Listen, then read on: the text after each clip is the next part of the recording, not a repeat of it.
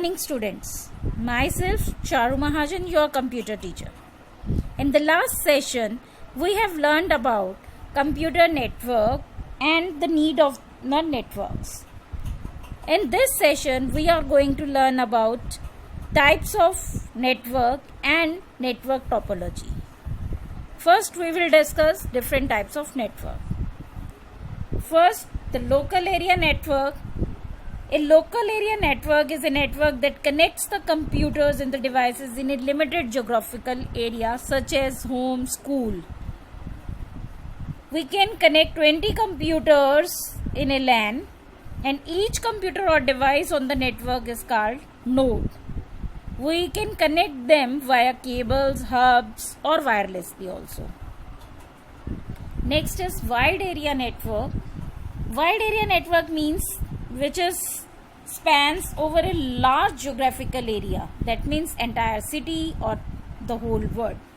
Internet is the biggest example of WAN. Next is metropolitan area network. That is MAN. That means you can cover a whole city under this. As a company has its two branches in the two parts of the city and they are connecting each other with the MAN. Example of MAN is telephone companies, cable television operators and other organizations. Next, personal area network PAN. This is a network that connects the personal devices. As you connect your laptop with your mobile phone hotspot, this is known as the personal area network. Or you connect with Bluetooth or with the Wi-Fi technology. This means you are using the personal area network. Now we will talk about some hardware components which we can use in the network. We need a computer. The most important job of a network is to link computers together. Network interface card. It's an expansion card used to provide the network access to the computer. It must be installed in the systems which you are going to connect in a network. Connector. A connector is a device that joins two networks together, such as hub, switches, router, etc. Cables. A network cable plugs into the network interface card at the back of each computer on the network, which used to share files and through which the network data travels. A fiber metal or fiber optic cable is used to connect the computers to the other devices. Resources. It can be anything. It can be printer, it can be scanner, or it can be some software. Now we will talk about network architecture. The network architecture refers to how computers are organized and how tasks are allocated among these computers. It is mainly categorized into the two parts. One, peer-to-peer network. A network of two or more computers that uses the same type of program to communicate, share data is called a peer-to-peer network. Each computer on peer is considered equal in terms of responsibility. Everyone acts as a server and everyone acts as a client. One should not use peer-to-peer network in case more than the 10 computers are there. The second is client-server network. A network in which one or the more computers are designated as server and the other computers on the network are called clients. Is known as the client-server network. In this system, client is depend upon the server for the facilities, for the resources, for the softwares, for everything. He has to take permission from the server, then he can connect to the connect or can perform the duties. Now we will discuss about network topology. Network topology means layout structure, arrangement of systems. How we are going to arrange our system in the network is known as the network topology.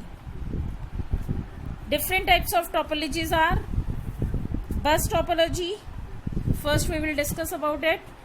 Bus topology. All the computers and devices are connected in the single cable. This network is also called the linear network. It transmits data and instruction and information in both the directions. Next is star topology. In this kind of topology, there is a connector called hub that is placed in the center and all the nodes are connected to it. All the information that transferred from one computer to another on the network passes via the hub. Next one is ring topology. In ring topology, nodes are connected in a circular chain as its names define. They connected in a circular form and form a ring, and they can share their data with the two neighbors on the right side and the left side. They can share the data with two neighbors for the communication. Now these all are the topologies. Now we will talk about some protocols. Protocols means a set of rules that outlines the characteristics of how two devices will communicate. That means how you can share the data and the information, how you can share the resources. The rules for that is known as the protocols. First is Hypertext Transfer Protocol. It is a set of rules that defines how pages transfer on the internet. FTP, File Transfer Protocol.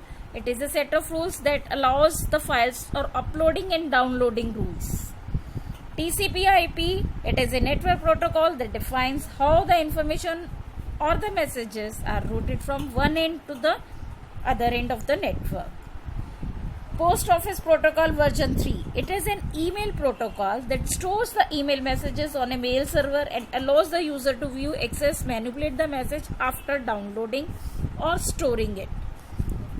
IMAP, Internet Message Access Protocol. It is also an email protocol that stores the email messages on a mail server and allows the user to view, access and manipulate.